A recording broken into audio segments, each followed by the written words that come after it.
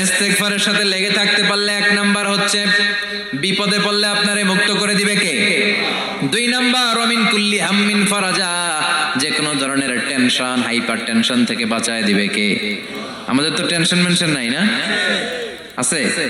Life নিয়ে tension, বাঁচার tension, মরার টেনশন, ক্যারিয়ারের টেনশন, রাস্তাঘাটে যানজট এটার টেনশন, পুলিশের দৌড়ানি, র্যাবের দৌড়ানি, বাড়ির ভাড়া, গ্যাস বিল, বিদ্যুৎ বিল, ছেলে মেয়েদের লেখাপড়া, কত টেনশন। এই সব টেনশন থেকে আপনারে মুক্ত করে দিবে কে? তিন নম্বরে ওয়ারযুকহু মিন হাইসু লা ইয়াহতাসিব, এমন জায়গা থেকে আল্লাহ আপনার রিজিকের ব্যবস্থা করবে আপনি কল্পনাই করতে পারবেন না। সুবহানাল্লাহ পড়ে। চার নম্বরে সবসময় ইস্তেগফার যদি পড়া হয় আল্লাহর কোনো আযাব ওই বান্দার উপরে আসে না।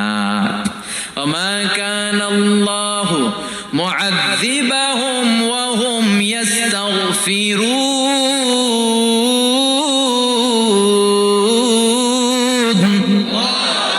যতক্ষণ আমার বান্দা আমার কাছে ইস্তেগফার পড়তে থাকে আমার কোনো আযাব বান্দারে পাবে না। যতক্ষণ ইস্তেগফার পড়বেন আল্লাহর কোনো আযাব আপনার উপর আসবে না।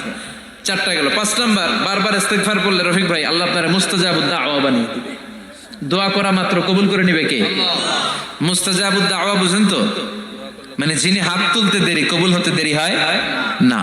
বারবার বারবার ইস্তেগফার পড়ে দেখেন যে আপনার দোয়া কেমনে কবুল হয়। সবসময় ইস্তেগফার পড়লে আপনার দোয়াগুলোর এইভাবে কবুল করে নিবে কে? এই পাঁচটা জিনিস